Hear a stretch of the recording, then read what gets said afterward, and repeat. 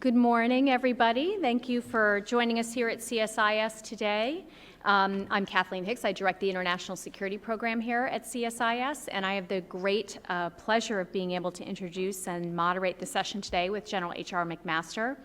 Let me first thank Rolls-Royce North America, who makes this military strategy forum possible, and also let you know that should there be a fire alarm or something of that sort, obviously you know there are doors behind you. There are doors behind me as well. I'm the safety officer for this session, so if anything should happen, just follow my lead and we'll head across the street. As I like to tell people, there's a church and a bar. They're in two separate locations, and so depending on what the event is, we'll go to one of them, or maybe in serial order. As to today's event, Lieutenant General H.R. McMaster has graciously agreed to join us today to talk about how the Army thinks about, how he thinks about implications for the Army in the future. And certainly the world today is extremely complex and challenging for our United States Army. H.R. McMaster, if you do not know, General McMaster has served in Afghanistan and Iraq. I'm not going to do justice to his resume, frankly, but it's suffice to say he is a warrior, he is a scholar, he has served as a professor up at West Point and a frequent advisor to senior Army leadership before becoming senior Army leadership himself. His job today is Director of Army Capabilities Integration Center and Deputy Commanding General of Futures, U.S. Army Training and Doctrine Command. So he's come up to Washington in part especially for this event today, so I hope you will greet him with your warm applause. Thank you.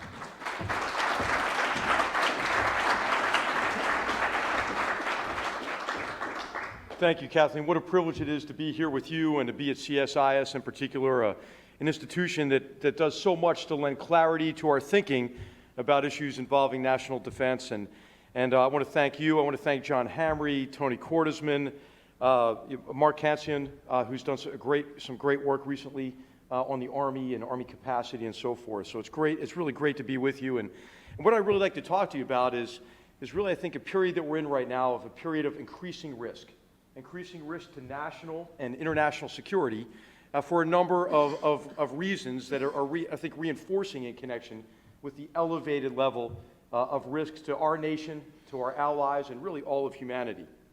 And those involve growing threats to national and international security, threats that are taking shape in the form of state and non-state actors both. But it also has a lot to do with reductions in capacity. Capacity not just in our armed forces, but reductions in capacity of our key allies' armed forces as well. And then also reductions in modernization. Reductions in modernization for our Army in particular, in a period of time when we have seen potential adversaries investing a great deal in modernization of really all of their services, but of land forces in particular. And so the situation, I believe, globally, the situation in connection with U.S. vital interests and security, I think has changed and is changing really in a direction that's going to raise additional challenges to the U.S. and U.S. national security. So I thought I'd talk about that as a way to kind of frame how our Army is doing the best it can to prepare for future armed conflict, to prepare to secure our nation operating as part of joint and multinational and interorganizational efforts. So the world is different, of course. The world is always changing. As General Neller said yesterday at CFR, if any of you watched that, at Commandant of the Marine Corps, summing it up as only maybe a Marine can, he said the world gets a vote. And I think what we're seeing is a shift in geopolitics and competitions in a way that poses great dangers and I think has elevated the risk of a major international military crisis to maybe the highest level in the last 70 years. And of course, a number of scholars are writing about this, Jakob Griegel and Wes Mitchell in particular, in their great recent book on Quiet Frontier, where they describe revisionist powers, Russia and China in particular on the Eurasian landmass, that are surrounded by weak states which are now becoming battlegrounds, areas of competition at the far reaches of American power.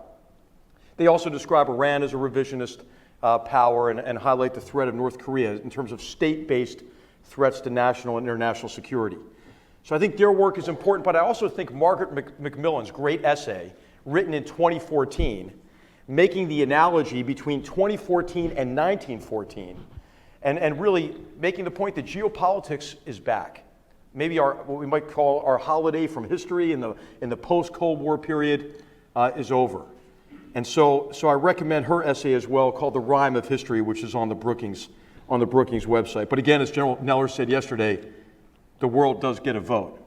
And I think what might have punctuated the end of the post-Cold War period is Russia's invasion of Ukraine and annexation of Crimea. Now, this was not really a new development in terms of Russian aggression. I think you can go back to the denial of service attacks on the Baltic states in 2007, certainly the invasion of Georgia in 2008. And as Zachary Shore points out in a great book called A Sense of the Enemy, that what's important about your adversaries is not to understand a pattern of behavior. What's important is to try to anticipate a pattern break and to take action to address those threats in a timely manner.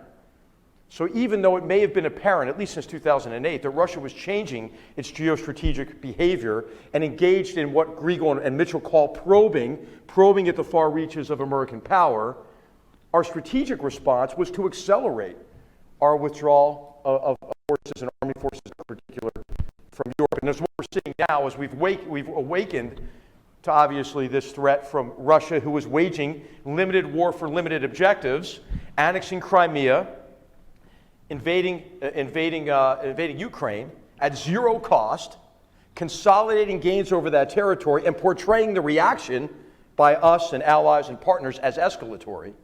That what is required to deter a strong nation that is waging limited war for limited objectives on battlegrounds involving weaker states, or what Thomas Mackinder called at the end of the 18th, early 19th century, the shatter zones on the Eurasian landmass. What is required is forward deterrence, to be able to ratchet up the cost at the frontier, and to take an approach to deterrence that is consistent with deterrence by denial, convincing your enemy that your enemy is unable to accomplish his objectives at a reasonable cost, rather than sort of an offshore balancing approach and the threat of punitive action at long distance later, which we know obviously from recent experience confirms that is inadequate. Of course, this is a sophisticated strategy, what Russia is employing, and we're doing a study of this now with a number of partners. It combines really conventional forces as cover for unconventional action, but a much more sophisticated campaign involving the use of criminality and organized crime, and really operating effectively on this battleground of perception and information. And in particular, part of a broader effort to sow doubt and conspiracy theories across our alliance. And this effort, I believe, is aimed really not at defensive objectives, but at offensive objectives to collapse the post-World War II, certainly the post-Cold War, security, economic, and political order in Europe, and replace that order with something that is more sympathetic to Russian interests. So other threats that are evidencing this behavior of probing, challenging U.S. interests at the far reaches of American power, I think that you could also look at China as exhibiting an analogous strategic behavior, in also an effort to expand territory and expand their influence at the expense of U.S. interests and the security of our partners in the region. I think what you could characterize what's going on in the South China Sea, for example, as territorial expansion. And in this case, really the development of landmass to project power outward from land into the maritime and aerospace domains, to restrict freedom of movement and action in those domains, and to secure Chinese influence across those domains. This is militarily analogous to what Russia's done in Ukraine, for example, where Russia has established air supremacy over Ukraine from the ground. And this is really what China is endeavoring to do from an operational perspective as well. And again, a sophisticated strategy involving cyber attacks, information warfare, a sophisticated economic effort to undermine the post-World War II economic order in the region. And of course, what this does is it highlights, I think, really the sophistication and the broad range of activities associated, with this activity of probing. And of course, China has engaged in the largest theft of intellectual property in history. And so we ought to realize, maybe from this experience, that it is our technological advantage, discrete technological advantages over our enemy, are the aspect of our differential advantage in defense that is most transferable to our enemies.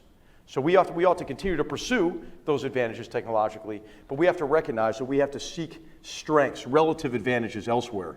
And I think mainly through joint synergy and mainly through the combination of well-trained soldiers, sailors, airmen, and Marines, and cohesive, well-trained teams and adaptive leaders with technology. It is our people and our technology that provides us, the U.S. military, with our differential advantage. And of course, I think it is difficult to overstate the threat from North Korea. Of course, I mentioned the world is changing. As General Neller said, the world gets a vote. And on the Korean Peninsula, when you look back to the Quadrennial Defense Review and the Strategic Choice Management Review, North Korea was not obviously by that time a nuclear power, had not developed and proliferated nuclear weapons to the extent it has today, and had not combined that with its efforts to develop missile technology and to improve delivery systems for weapons of mass destruction. What makes, of course, North Korea particularly scary is it is simultaneously a conventional, although an aged military, but a very capable military and numerous military. Now it may be a nuclear power, but it's also, we could say, maybe a failing state at the same time, which makes this a particularly precarious and dangerous situation. So I think what the Korean Peninsula ought to be instructive for us as well, for the Army and for the Joint Force, is what the experience in Korea tells us. It tells us about the importance of consolidation. I mean, think about really our sustained effort there with international partners and mainly our South Korean allies since 1953. Think about what the picture looked like for South Korea in 1953. It looked pretty bleak. And so this shows, I think, how important it is to have sustained efforts over time, and how important it is for the Joint Force and the U.S. Army in particular to view consolidation of military gains politically, by developing partner capabilities, sustained efforts over time economically, reform efforts that really didn't kick in South Korea until the 1980s. That sustained effort. There are no short-term solutions to long-term problems, basically. And the Army plays a very important role in setting conditions and facilitating those long-term security solutions. Other threats, of course, include Iran, which I think we could say confidently has been fighting a proxy war against us since 1979. And I think what we see in the greater Middle East is tremendous humanitarian catastrophe. I believe the Iranians view this as in their interests. And essentially what we see, I think what we can see Iran doing is applying the Hezbollah model broadly to the region, a model in which they have weak governments in power that are reliant on Iran for support while they create militias and other groups outside of that government's control that can be turned against that government if that government takes action against Iranian interests. You see this, I think, to a certain extent in Iraq, where you have, obviously, Haider al-Abadi, a tremendous leader, trying to hold things together. While this protest, I think we ought to know, if we pull the curtain back on it, this is not about corruption. This is about Iranian subversion and the use of pressure on the government to ensure that that government remains wholly sympathetic to Iranian interests. And this is an effort, I think, to actually retard many of the reforms that would try to build back into the Iraqi government and security forces a multi-sectarian population that would have improved legitimacy and then would lead eventually to the consolidation of security gains as we continue the campaign against ISIL. And so ISIL, this is an unprecedented threat in many ways, because now we have a terrorist proto-state in the greater Middle East. It's a problem that we know can't be contained, right? Half the Syrian population is dead, wounded, or displaced. That has affected not only countries in the region, and is not only a humanitarian catastrophe, but also it is destabilizing Europe in some ways. And there are connections, obviously, between many of these security threats. We have Russia, for example, who is funding, we know, some of the right-wing parties in Europe, while helping and taking action in this axis of the Assad regime, the Iranians, and Russia that exacerbates the migration crisis. And so ISIL is a problem because of the difficulty of it being contained. For that reason, and of course the terrorist threat to Europe, to the Middle East, and to our own nation. But ISIL is a threat that can't be contained because it's already a multi-generational security problem. There is a cycle going on where groups like ISIL, who use this irreligious ideology, this perverted interpretation of religion to justify violence, they depend on ignorance and the ability to recruit vulnerable segments of populations, to foment hatred, and then to use that hatred to justify violence against innocents. And now, how many children are being educated from among the Syrian and Iraqi populations? Is there a problem of that ignorance growing and that hatred growing as groups, sectarian groups and ethnic groups fall in on themselves and no longer have the confidence that they can live together, that they can advance their interests, allay their fears through the exercise of politics rather than through violence? And so if the Afghan alumni were a problem that resulted in the mass murder of over 3,000 Americans on September 11, 2001, the Iraq and Syria alumni is a problem that is going to be orders of magnitude greater. It is already a multi-generational security problem. And so what do all these conflicts have in common? Is they're about the control of territory, people, and resources. That has important implications for Army capability, but for land force capacity. And for land force, I mean Army, Marine Corps, and Special Operations Forces. So what are the implications of these threats from a defense perspective broadly? First of all, allies are pretty darn important, right? Especially at these far reaches of American power, especially when hoping to deter these revisionist powers. And so really what we want to do is prevent conflict, and our allies are essential to doing that. The second implication is that American military power is joint power.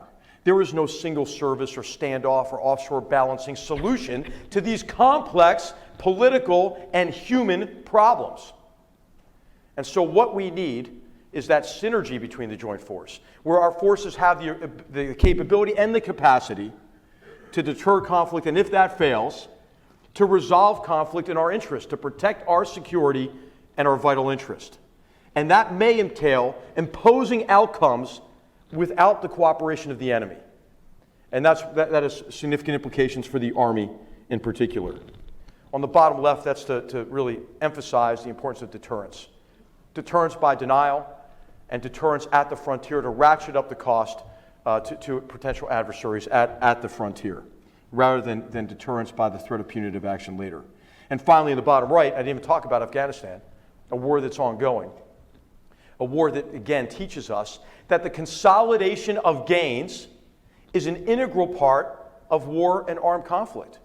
And if we neglect that, if we think that that's optional, we will not get to sustainable outcomes consistent with the vital interests that brought us into the conflict to begin with.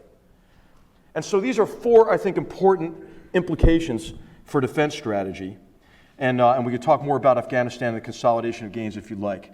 So what is our Army doing about this? Well, we recognize, right, in our democracy, you get the Army that the American people are willing to pay for. And those of us in uniform, it's our responsibility to do the best we can with the resources we have and to ensure that we make the maximum contribution to our security and to our joint force. So this is just to illustrate that we are thinking about the operational environment. We are looking at these harbingers of future conflict by making a grounded projection into the future and identifying design characteristics for the future Army. This is a massive effort that involves four fundamental activities. To think clearly about the problem of future armed conflict, to lay a strong conceptual foundation for Army modernization. Second, to learn in a focused, sustained, and collaborative manner about the conflicts I just summarized here today, but also learn through our experimentation, our war game, our capstone learning event, which is our Army warfighting assessment at Fort Bliss, the network integration evaluation that is going on now, right now this week at Fort Bliss, where I'm headed later today. And we're learning in a different way. We're learning through warfighting challenges, which are 21st order questions, the answers to which will improve current and future force combat effectiveness. We have to analyze what we're learning because we have to prioritize ruthlessly. We have to prioritize ruthlessly because of severe reductions in modernization, even as the Army is getting smaller. And the great CSIS report pointed out that the percentage of reduction in Army modernization is greater than at any time that we've applied a so-called peace dividend at the end of Vietnam War, for example, at the end of the Cold War. But it's exacerbated by the fact that in those other periods, the Army had recently been modernized. with new equipment, new aircraft. That's not the case this time. We've improved a lot of our equipment. We've developed equipment specifically for Iraq and Afghanistan and sustained counterinsurgency efforts and campaigns there. But we have not modernized our combat vehicles, our aircraft, our weapon systems. And so we have to analyze, to ruthlessly prioritize with the assets we have, and then finally we have to implement.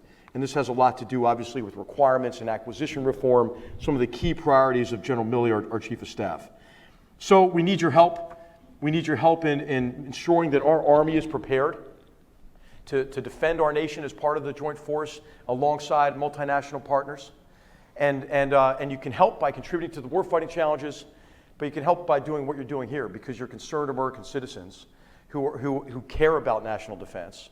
And as our military gets smaller, the greatest danger maybe to national security is if we become disconnected from those in whose name we fight and serve. And so if our citizens don't understand the requirements for defense, don't advocate for those requirements, it's unlikely that those requirements will be funded, and it's likely that the risk to national security will rise even to a higher level. So thank you so much. I look forward to engaging in a discussion with you and hearing what's on your mind and what advice you have for me. Thank you.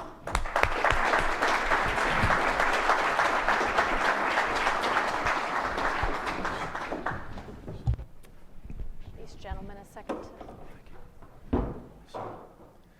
Very good. Fascinating review. I love this slide. It is a lot on a slide. Oh, no, let's go to the next one. I do like this one. Okay, all right, we'll keep it up then. All right, we'll keep it up then. Sorry, I know it was busy. I was going to try to come off it quickly. I really like this slide, and I just want to pick on the second one in particular, which is listed as expeditionary here, but underneath the word expeditionary is the ability to deploy task organized forces on short notice, et cetera. Yes, right. This is something that the Army has been lathered up over, working hard on, focused on as a priority for many years. Today we have the BCT as the main unit of analysis, if you will, inside the Army. Can you talk a little organizationally about what you think that means in terms of the future of Army design? Right. So what we need is forces that can deploy rapidly but then transition quickly into operations. And so because of enemy anti-access area denial capabilities now, we know that's not going to be on top of the enemy. We don't know that has to be, it may be outside of the envelope of these capabilities. So that force has to have mobility. You know, it can't just be a force that arrives and begins to walk, right? We have to get mobility to that force. To move that force over distance, you have to also secure its movement. And that means you need, vehicles, combat vehicles with lower logistics demand, that have the appropriate combination of mobility, protection, and lethality to ensure that force can get to the objective area, but then be able to conduct offensive operations, for example. And it has to have combined arms capability, which is really infantry combined with mobile protected firepower, engineers, fires, aviation, and access to joint capabilities. So a lot of times when we're talking expeditionary, like in the 90s, people would use terms like lean and nimble, but you don't send a lean and nimble force to go fight somebody. So you need combined arms capabilities.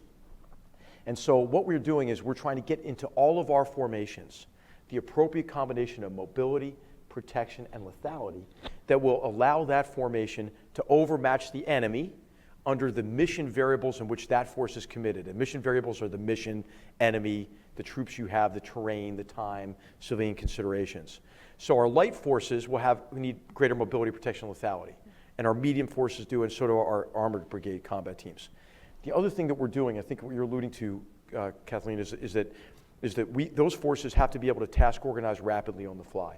They have to be able to receive attachments, detach units. And so a lot of times there are logistical implications, communications implications for that kind of ability to rapidly tailor a force. And so we're emphasizing that in our redesign effort. And we're also emphasizing the ability of smaller forces to have combined arms at lower levels. And those forces, having the ability to operate widely dispersed. So think about really elevating the tactics of infiltration to the operational level, where you can deceive an enemy who has some of these long-range capabilities that the Russians have, for example, with mass fires capabilities, about the location of your main effort, but then also be able to concentrate rapidly to take advantage of opportunities or to guard against unanticipated dangers. Those forces will have the ability to see and fight across wider areas. And they'll have the ability to maintain communications in congested and contested cyber electromagnetic environments. And so these are all, they're going to employ robotics and autonomy-enabled systems. This is part of the DepSecDef's, third offset capabilities are very relevant to the Army and are critical to our modernization efforts. Can you speak in particular in that description about the defensive cyber element, the defensive EW element of having this dispersed force, netted, able to communicate in an environment in which, as you pointed out, technology is diffusing, and there are threats to that force. Right. So in the highly readable Army operating concept, in the back, for those of you who are familiar with it, you'll know that it's in Appendix B. We have the first principles for technological development. And one of the first of those is that the technology has to anticipate enemy countermeasures, and also the technology has to be able to degrade gracefully. Right now, what we've done is, in some cases, because we haven't faced enemies that have the kinds of capabilities we see by Russia, China have, even Iran to a certain extent, even North Korea to a certain extent, we've developed systems that are exquisite and could be prone to catastrophic failure. So the first step is to build redundancy into our systems so we're not over-reliant maybe on a certain suite of capabilities. And so with a degraded satellite capability, we can still continue to operate. With an interrupted certain waveform, we can communicate by other means. So there's redundancy we're building in, but then also we have to make a jump at some point to a fundamentally different system where we have deterministic networks that allow us to really fight through interruptions in a much easier way. And that we develop systems that are much less complex. Some of these systems actually, even without enemy action, are pretty hard to keep in operation. Right. So we have to reduce complexity. We have to complete the network in a way that gives us the kind of redundancy with deterministic networks, and we have to address the vulnerability. Many of our systems now depend on really broadcasting continuously on high power omnidirectionally, and so there are some things that we can do right now to manage that. We're accelerating the development of systems, and the Marine Corps is doing this as well. They can, first of all, help us see ourselves from a SIGINT and an ELINT perspective and understand what's emanating, what's not. We are re-emphasizing tactics, techniques, and procedures like deception, dispersion, the ability to take passive measures to conceal your positions. And so we recognize that our enemies in many ways have become more and more elusive. And we've become almost transparent to certain enemies with certain capabilities. So we're approaching this with a high sense of urgency. This is part of our Russian New Generation Warfare study. But of course, that study is going to apply across a range of potential adversaries. And it's going to put us on a different path in terms of the way we develop capabilities. So, think client systems, if we can have reliable access to the cloud, for example, will reduce the surface space that is vulnerable to enemy cyber attacks. We are working on simplifying things now, like we're doing things right now. For example, wireless command posts that get rid of all the cables associated with the command post. We're developing expeditionary mission command capabilities. The 82nd Airborne and the 1st Armored Division have been key partners with us, as well as European Command and U.S. Army Europe on interoperability issues. So we're simplifying our systems now. We're not waiting. Smart power technology has been tremendously valuable to us. So instead of 14 generators, we have 2 generators, and then you only have 2 trucks instead of the 14 prime movers. And so we're making these command posts smaller and more agile, and we can scale them up if we need to, for sustained operations. But that's what the nation relies on the Army to, right? The Army provides foundational capabilities for the Joint Force. We have an Ebola crisis. Who do you call? The Army. The Army integrates multiple partners, provides that kind of infrastructure. So we want to. It's not all bad news. We're pretty darn good right now, but we recognize our vulnerability, and we know we have a lot of work to do, and we're doing things in the short term. But we also have a long-term vision. It's called the network vision. It's available on the internet. I can push that out to anybody who's interested as well. You mentioned the work the Army is doing now, looking at Russia, New Generation Warfare. I wonder if you can share, even at this early stage, some of the lessons learned that you're developing out of what you've seen in Ukraine, and then maybe also what you've seen in Syria, going to Syria and in Syria. Okay, so much of this work has been out in open source. It's available in Popular Science or the work that the Potomac Foundation, Phil Carver's done, for example. And so what are we most concerned about? Well, the first thing we're doing is we're doing a vulnerability assessment on our own force. What are we vulnerable to based on Russian capabilities? Topping that list is cyber and electronic warfare capabilities. So I mentioned that already. What we're seeing is UAS capabilities, unmanned aerial systems, remotely piloted vehicles, and the effect that they can have on the battlefield.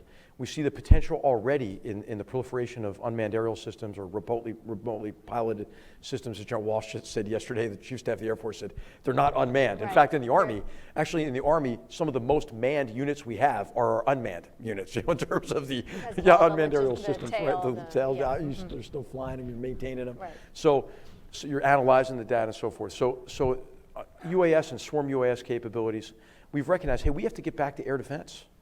Short range, long range air defense, and air defense that involves, missiles and so forth, but also a broad range of solutions that might entail our own electronic warfare.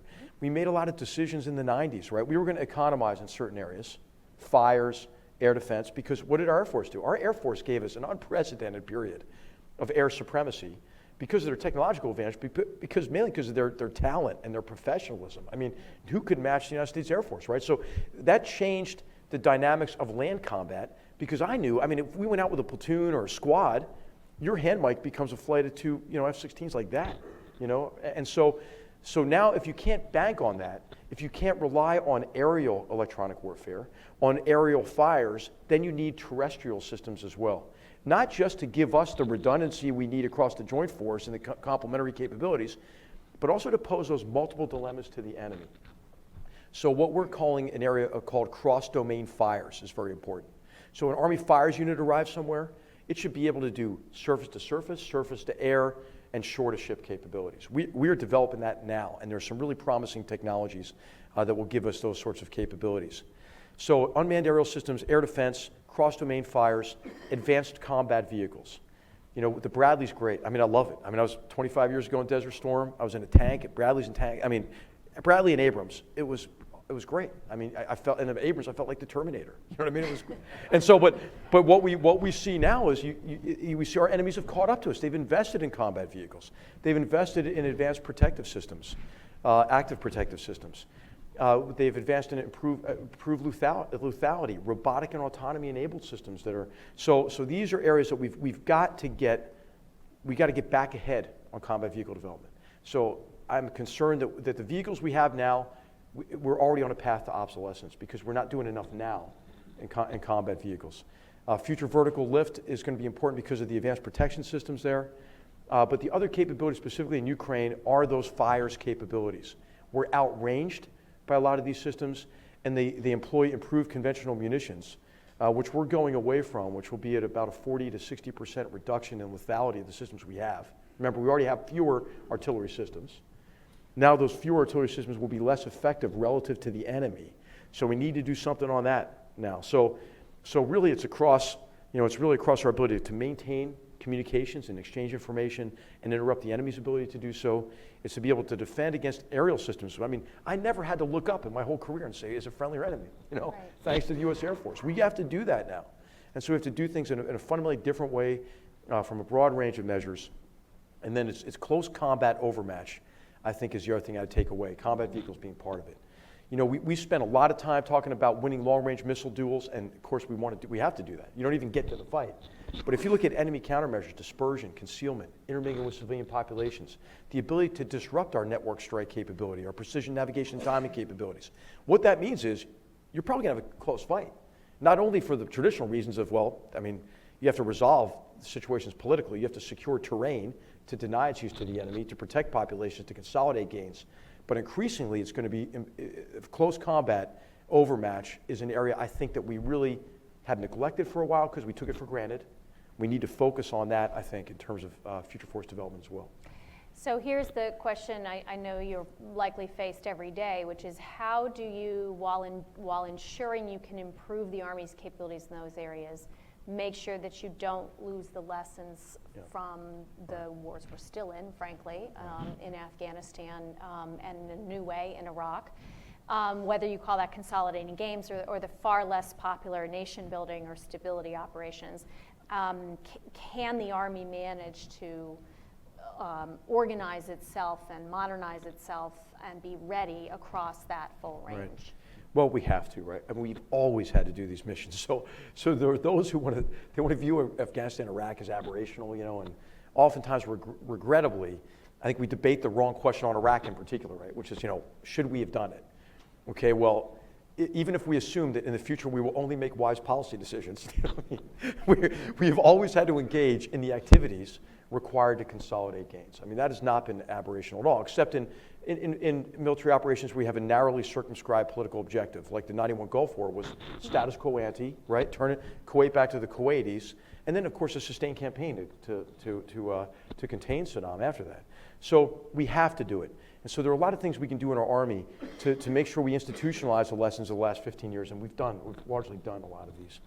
One is what's called the decisive action training environment. So a lot of people misunderstand that. See, decisive action, you must be going back to the RMA, the Revolutionary Military Affairs orthodoxy of the 90s, where war becomes a big targeting exercise again, and you take, the George Costanza approach to war and just leave on a high note. Like the war ends when, after you deliver your munitions and your enemy has acted as the passive recipient of your military prowess, then you can leave. So we're not doing that. So what we're doing is we are integrating the complexities, the political, the social, the cultural, the religious complexities into those environments. So leaders in every training exercise, they have to consider how the military operations they're conducting are contributing to the achievement of the ends that brought them into that fight to begin with. And so I think we're really emphasizing that in a number of areas. One is the need to really help shape security environments by developing partnership and understanding these complex operational environments alongside our partners who share our interests in particular regions. This is the regional alignment of Army forces has gone a long way in doing that. Obviously, our partnership and integration of special operations forces and conventional forces in that connection. The other thing that we have said is, hey, we have to develop situational understanding in close contact with the enemy because of enemy countermeasures to long-range identification, but also in contact with the civilian population.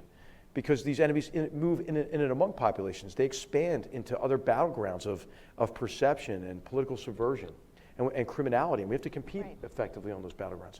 So we are in full acknowledgement of that. I think sometimes, people obviously want to go back to war that's, fast, cheap, efficient, waged at standoff range, and it's just too bad. I mean, I think that actually the trend is in the opposite direction, that is becoming less and less likely.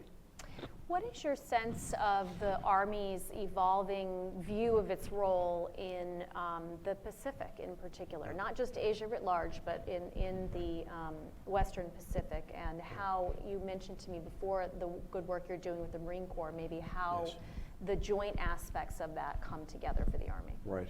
So the Army has always been in the Pacific, and of course in large numbers on the Korean Peninsula, but obviously the military services of all of our major partners in the Pacific, the dominant service in those joint forces is Army forces.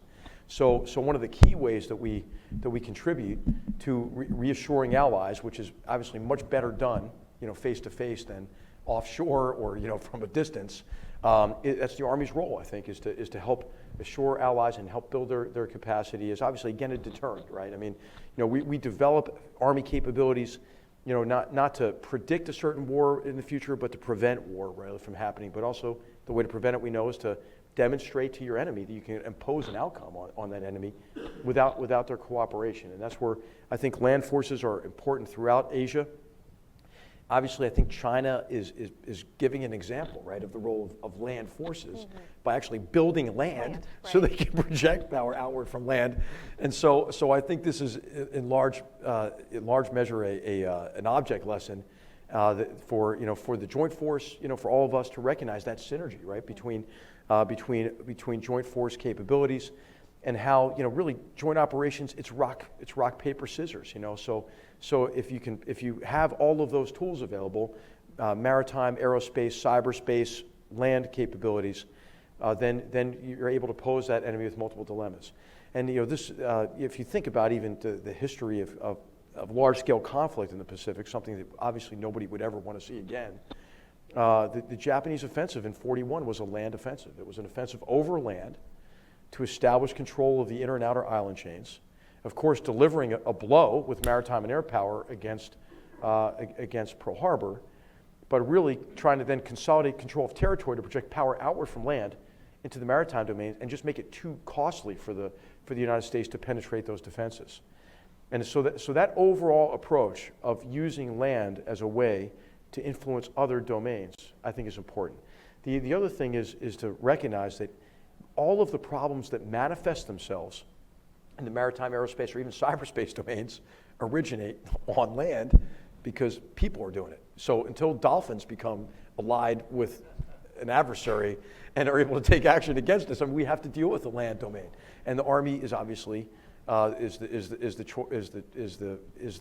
service that can do sustained engagement in campaigns on land.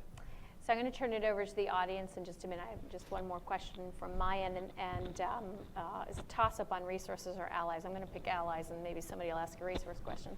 It's been a tough time for our allies this year, from the left and from the right in our political spectrum. I'm not going to ask you to comment on that, but I do want to have a sense from where you sit looking at the future of the Army and thinking through operations. You've mentioned the importance of jointness a number of times. Obviously, many of the campaigns we may be involved in of any nature are going to be in the territory of other countries and often alongside other nations. What work are you doing to make sure that you are aligned to and working with partners and allies, and what role do you see them playing?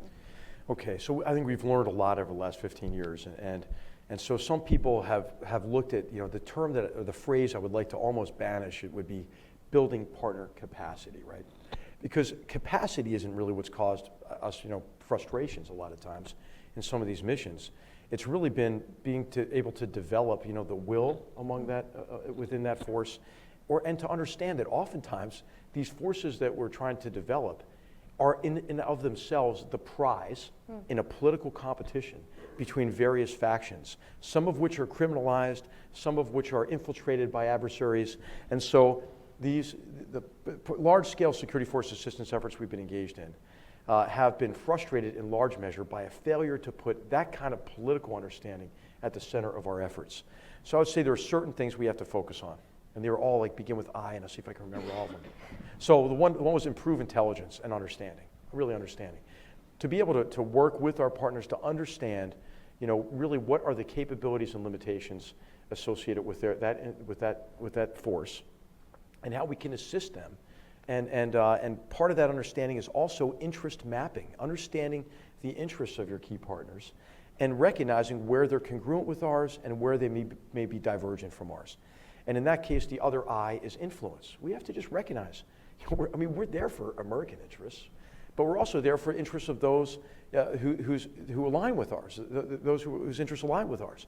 And so we want to exert influence, I think, through cooperative means, ideally, where we use common understanding as a basis for common action, but also through persuasive means, by incentives and disincentives. We know from the Afghanistan experience that the approach of, hey, if you don't reform, I'm going to give you twice as much money next year. We know for sure that doesn't work.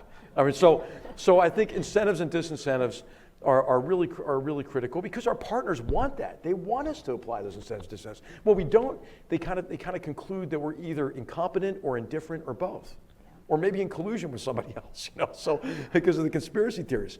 And then finally, the other I is institutions. So hey, we can build battalions. We can build a battalion that will go and be very effective at fire and maneuver in close contact with the enemy. But that institution that's behind them, that provides them with intelligence, that helps plan their operations, that sustains their operations logistically, that allows them to conduct operations in a way that is sophisticated given the political and dynamics and human dynamics. So I think we have to focus more on institutions, and as General Milley mentioned last night as well, that has a lot to do with leaders, making sure that leaders are in positions of leadership, and we have to be good partners in this. But we have to go in with a clear-eyed view that these forces in and of themselves are oftentimes battlegrounds between various groups. And I think we've learned that, and we have to really be able to apply that knowledge, I think, to future contingencies and future missions. Great. Okay, Sydney had a question first, so we have mics coming around. Just identify yourself, and please make sure it's a question. Yeah. Sydney Friedberg, Breaking Defense. Good to see you both up there again. A formidable toward the horizon. I wanted to zoom in on one area that has application to both the Pacific and to Europe, which you mentioned is the issue of fires, and as we are being outranged and outgunned. You've talked about some very interesting things, long-range surface-to-surface fires, improved air defense, surface to air, a brand new anti-ship shore-based capability, restored electronic warfare. But those are all things we have in very limited ways or don't currently. I mean, there is no, in the U.S. inventory, shore-based anti-ship missile at all. Our long-range missiles, surface-to-surface, are constrained by getting rid of cluster munitions and by the INF Treaty 500-kilometer limit, which is being observed by long-range precision fires. IFPIC and lasers and railguns for defense, air defense, are very new and nascent. So how do we actually get from there to here? What of all these very cool ideas is becoming real? Well, I think a lot of them are. And so, I can't really go into any details about it, but I would say that what's really powerful is the vision from the Secretary of Defense and the Deputy Secretary of Defense on this. And so what that has done is it's galvanized action within the services and between the services in a couple of key areas, obviously in the area broadly of cross-domain fires, but also cross-domain fires that are enabled by robotic and autonomy-enabled systems, but are also enabled by a higher degree of cross-domain awareness. And so it's not just like the rocket, right? But it's also all the information collection systems and the analytical tools that allow you to have cross-domain situational awareness and to fight effectively as a joint force. So we want to enable freedom of action and movement for our Air Force, right? And we want our Air Force to be very confident, supremely confident, that we're never going to fire one of our missiles at them, for example. So the situational awareness part of it is important. The physical fires part of it is not as hard as you think it might be. In fact, there may be ways to use existing systems in new ways. And then of course, it's the combination of those technological capabilities and inclusion of those into an operational concept that solves real problems against real potential enemies in a real area, whether it's specific or elsewhere. And so what we are hoping to do, and what we're working very closely with the Marine Corps in particular, is to recognize that this is not just about fires, but it's about maneuver. Because what maneuver does is it poses multiple dilemmas for an adversary. It places something of value to an adversary at risk, which oftentimes then forces action that allows you to seize the initiative over that adversary. And so what we want to do is show that this fires capability is not an end in and of itself, but it's connected to maneuver. And oftentimes maneuver is what allows you to get your fires, for example, into an advantageous position. So really what we want to do is work on a concept that addresses a real problem, that really unpacks this idea of expeditionary maneuver, the rapid deployment of combined arms formations that possess the mobility, protection, and lethality to overmatch the enemy, and that are also capable of conducting operations for ample duration and in sufficient scale to accomplish the mission, right? So it might not mean, dropping off an infantry squad somewhere. I mean, what is that going to do, right? I mean, it might under certain circumstances be everything you need, but it's unlikely. So other technologies, Sydney, that are important to this are demand reduction for logistics. So some of those capabilities will enable smaller forces to achieve a higher degree of freedom of action at the end of extended and contested maybe lines of communication in austere environments. And that will enable maneuver, enable fires with smaller units with a lower logistics demand. So all of this is being integrated now into, you can see the headliners of this in the Army operating concept, but now we're refining this into a real maneuver concept that emphasizes shaping security environments as a competency, deterring conflict, developing situational understanding, again in close contact with the enemy and civilian populations, integrating the efforts of multiple partners, because many of our partners are here today. We're going to fight as a multinational, interorganizational team. Expeditionary maneuver, which I've described. Joint combined arms maneuver, which I talked about earlier, the operating widely dispersed, elevating the tactics of infiltration and so forth. And then the consolidation of gains is an integral part of all this.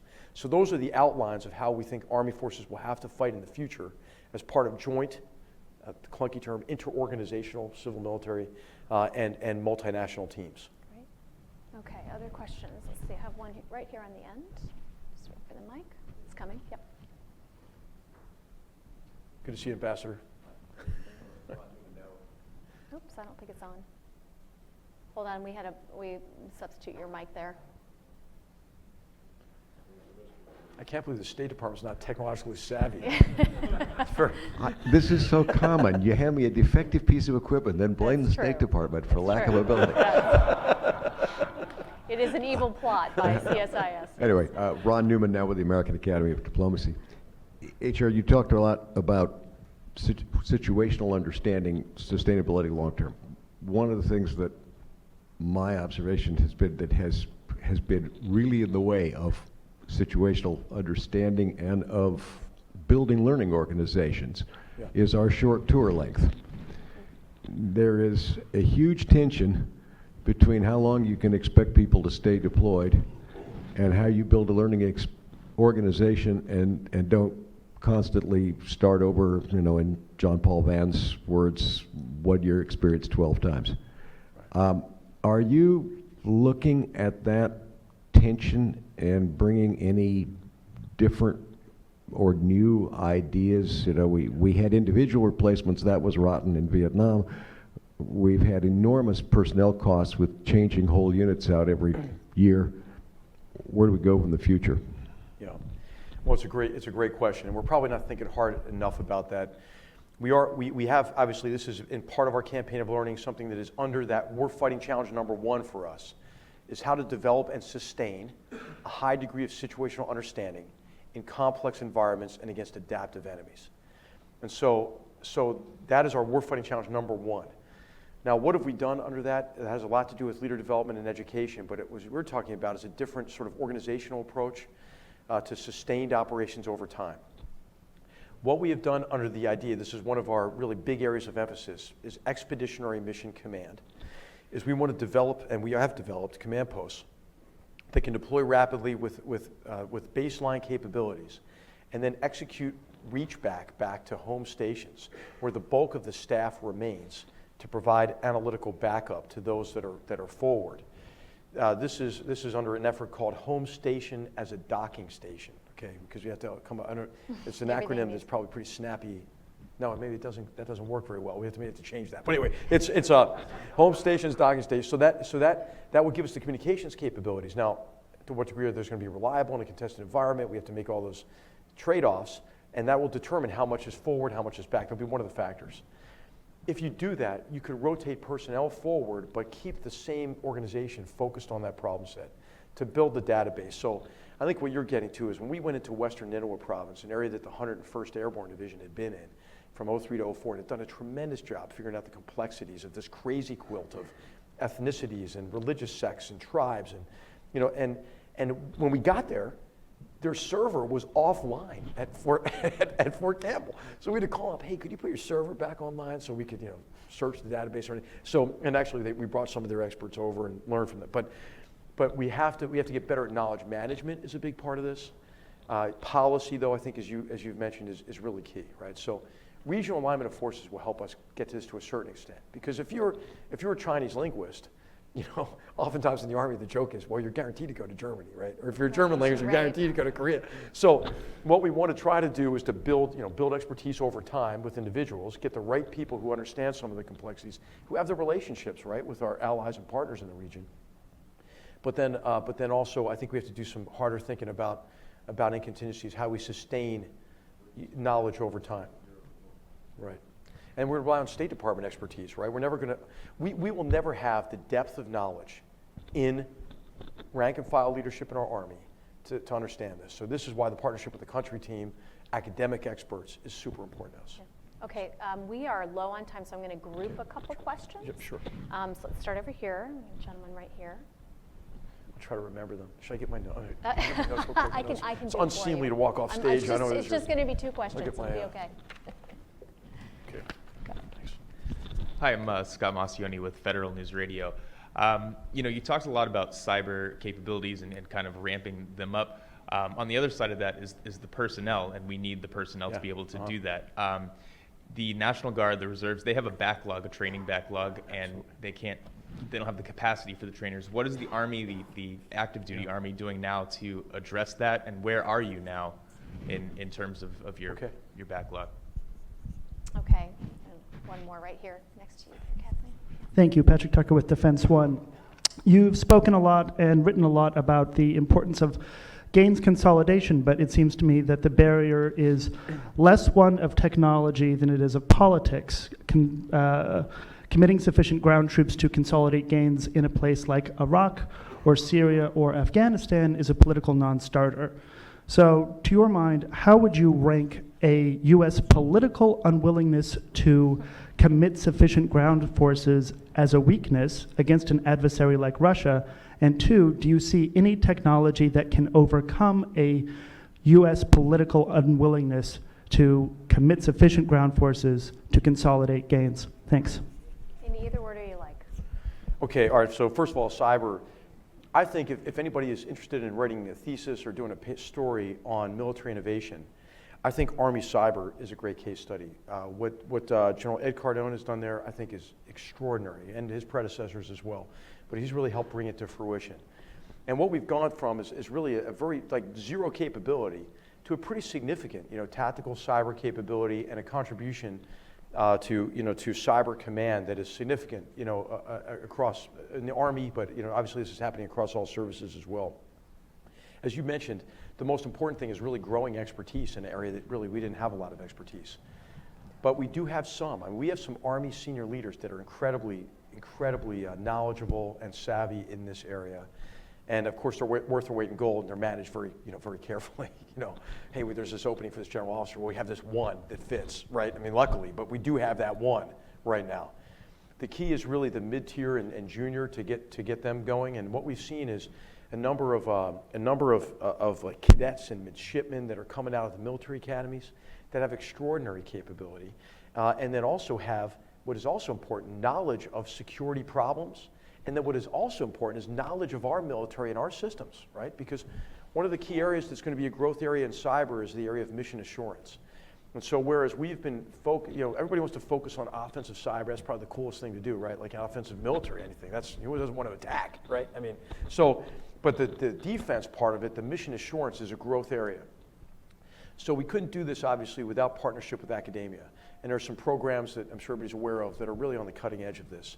And so I was just recently out at a university, and I met some extraordinary lieutenants who were there, who already had a very strong undergraduate grounding in electrical engineering and computer science, and now we're in a cyber program to get their masters in cyber before they joined a unit as platoon leaders, cyber platoon leaders, and so it is happening. Is it happening fast enough and in the scale? And as you mentioned, the Guard will be a great area to do this, right? Because the National Guard and the Reserves, you can have people who do this in the financial sector, in industry, and then who can serve, as citizen soldiers, in Guard units, and then give us the depth that we need, and they can work on the problems really as well. So anyway, I think we're doing pretty well on it. The biggest thing though is we have to recruit the right people. So if you know anybody who wants to come into the Army in the cyber specialty, they can send me an email directly. Do you know what I mean? And I will connect them to General Jeff Snow, the head of Recruiting Command, which I did. I mean, so when I visit universities, I meet these young men and women. There is a tremendous untapped desire to serve in our nation, I think. And some people just don't know how to do it. Now, our recruiters do a great job. But oftentimes, the recruiters are not always incentivized to bring in an officer into the cyber corps. To meet their goals, they might be focused more on something else. We have to be very adept at identifying these young men and women who want to serve, who have these skill sets, and to bring them in a very agile way. And so you just hit on a great point. I agree with you. This is the most important aspect is the personnel. I think we're making progress. If anyone wants to write about what Army Cyber has done at the level we can give you access, I do think it's an amazing story, what General Cardone's done there. On politics, no, there's no technology that can do it. I don't think, I mean, unless, do you remember the love bomb? Do you remember the love bomb that was being developed in the 80s? Maybe if we could come up with one of those, right, to make people love each other, I don't think it's not going to work. So I think really what's necessary, right, obviously, is political accommodation, essentially, is really what needs to happen.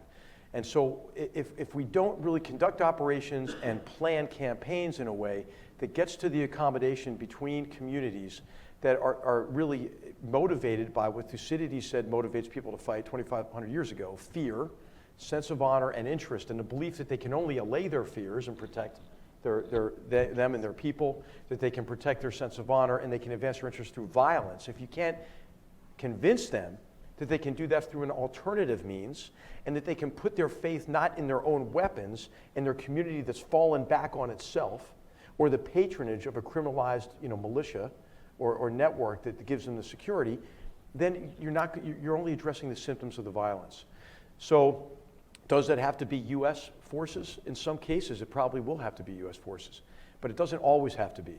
And so I think there is an effort, whether it will succeed or not, we don't know. There's an effort to develop, multi-sectarian, multi-ethnic forces in northern Iraq, for example, that would allow Iraqi forces enabled by us and our coalition partners to be able to defeat these bastards, these enemies of all humanity, and then to be able to establish security in the wake of their defeat. But the most important activity will be to broker local ceasefires, understandings, political accommodations at the bottom to build confidence and try to stitch the fabric of this crazy quilt of ethnicities and religious sects back together. Every time that fabric is rended, every time it's torn, in Iraq or anywhere, it's tougher to put back together, right? So this is not going to be an easy effort. There has to be, obviously, an equivalent top-down effort. Within the Iraqi government, you see nascent efforts that are oftentimes foiled by Iranian subversion, for example, to have a top-down, more inclusive government and confidence-building measures there. This was all downhill, right, since the election really was stolen from Iyad Allawi really through Iranian subversion in 2010. So how do you get back on a path to bringing these communities back together from the bottom up and top down? And then, of course, many of the drivers of conflict in Syria and Iraq are external drivers of conflict. And so there has to be a top-down and a bottom-up approach, but there obviously, over time, there has to be an outside-in approach. There's an inside-out and an outside-in approach. And that's really to convince key actors in the region that their interests can best be advanced by supporting that kind of an accommodation between groups, rather than sponsoring extremists that represent one of those groups, and to perpetuate violence that pits those groups against each other, continues to pit them against each other in a zero-sum game, really, for survival. So, the short answer to your question is there's no technology to do that. And that's why war planning, that's why strategy has to begin with what you're trying to achieve politically. And then what you're doing militarily has to support it. I think American military officers did do this in a much different situation, right, in Iraq in 2007, 8, 9. It was the physical breaking of that cycle of violence at the local level that set conditions for those accommodations. And it was Army officers like the one who's there now, Sean McFarland, who was a tremendous mediator, really, between communities, that brought those communities together. And this was happening across the country, that led to the uprising, that led to the Sawa, that led to the removal of support in many areas in West Baghdad, in many ways much more complex, removal of support for Shia Islamist militias among the Shia community, and removal of support for these Takfirist or Salafi jihadist groups represented by, at that time, Al-Qaeda in Iraq, now by ISIL. So anyway, I agree, I think, with the point that you're making, is there is no easy technological solution to this very complex political and human problem. Well, Lieutenant General McMaster, I don't think there's anyone who could pack as much thoughtful information and insight into an hour as you have just done here today. I just want to thank you very much for your time, and I hope you'll come back another time where we can quiz you nonstop for an hour, because I know we will all benefit. So please join me in thanking General McMaster. Thank you.